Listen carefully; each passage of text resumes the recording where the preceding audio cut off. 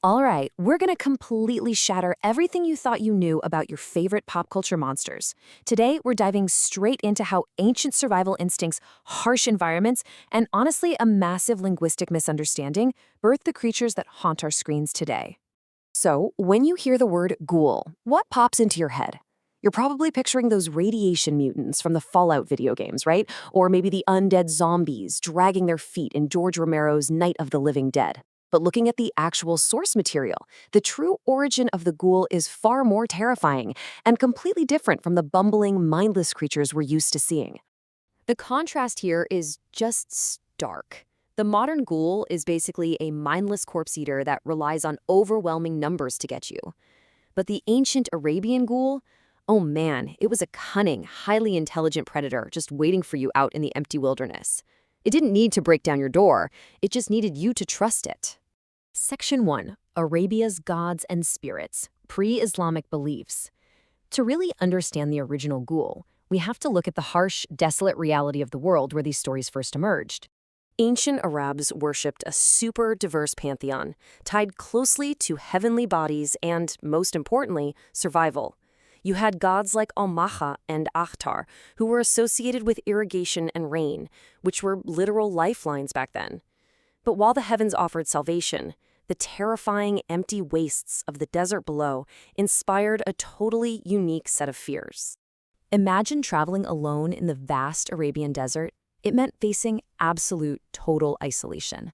Literally, a single wrong turn, a lost landmark, or a damaged water supply was a death sentence. And that intense vulnerability, that profound psychological dread of the empty wastes, is exactly where their monsters lived. The desert wasn't just a place, it was an incubator for fear. Moving into Section 2, Iblis and the Jinn, Internal Battles. With the rise of Islamic theology, the spiritual focus actually shifted away from physical desert threats to deep psychological warfare.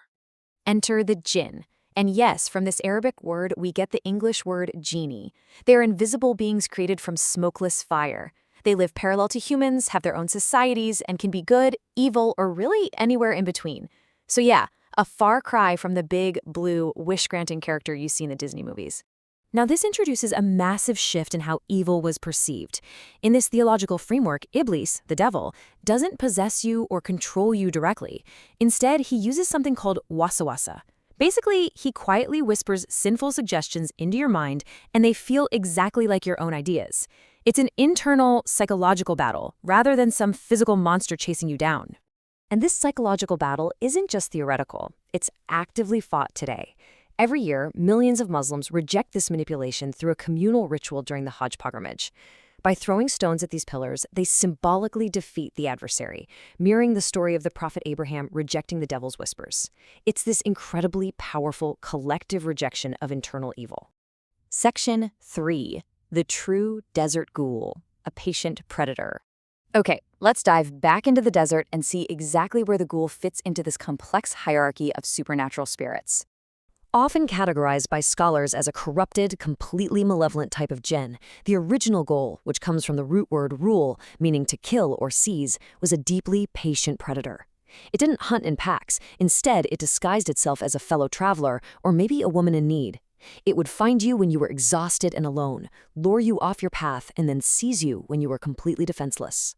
There's this pre-Islamic poet named Abatashiran, and by the way, his brilliant name literally translates to "he who carried evil under his arm," who described his own horrific encounter.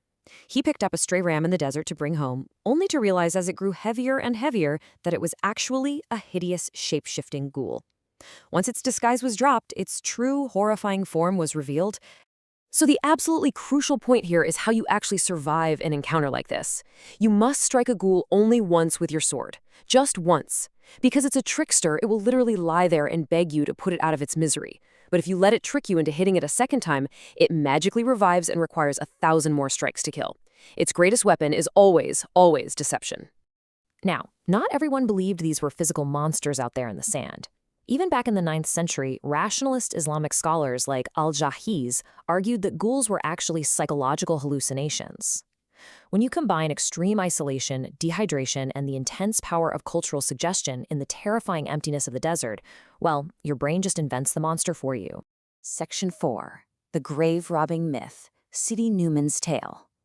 So, if the original ghoul was just a shape-shifting hallucination of the desert, how did it become the undead cemetery monster we know today? The massive shift begins with the famous tale of Sidi Numan from the 1001 Nights. Numan notices his wife, Amina, eats only single grains of rice at home. Kinda suspicious, right? So he follows her at night and discovers a horrifying secret. She is a ghoul feasting on human corpses in a graveyard. And it's this specific story that changed absolutely everything. Looking at the timeline, the myth evolves so dramatically over the centuries. In the 18th century, French translator Antoine Galland adapted the 1001 Nights. European audiences were already completely obsessed with Gothic horrors, crypts, and grave robbers at the time, so the graveyard element of Sidi Newman's story resonated so strongly that the whole desert trickster vibe was totally forgotten, eventually morphing into the modern pop culture zombie we see today. Section 5. The Genie in Real Life, a Tragic Turn. While the ghoul evolved into a fictional movie monster, the concept of the genie, which is the anglicized version of the Jinn, took a surprisingly tragic and deeply grounded turn in modern science. In November 1970, authorities in California discovered a 13-year-old child who'd been subjected to unimaginable abuse. She was kept locked in a tiny room, strapped to a toilet by day and a crib by night, and her father only ever growled or barked at her. Because of this extreme, horrific isolation, she was discovered entirely without language.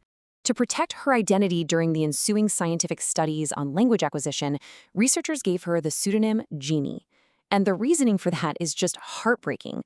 Tragically, much like the mythological Jinni, she was a being who had suddenly emerged into the world as an adolescent after being kept captive in a bottle-like state of absolute sensory-deprived confinement. It really leaves us with a provocative question. We invent shape-shifting ghouls to explain the dread of isolation, and we write stories of bottled genies. But do we create these mythological monsters simply to explain the very real, terrifying isolation and psychological cruelty that human beings are already perfectly capable of inflicting upon one another? Definitely something to think about the next time you see a monster on screen.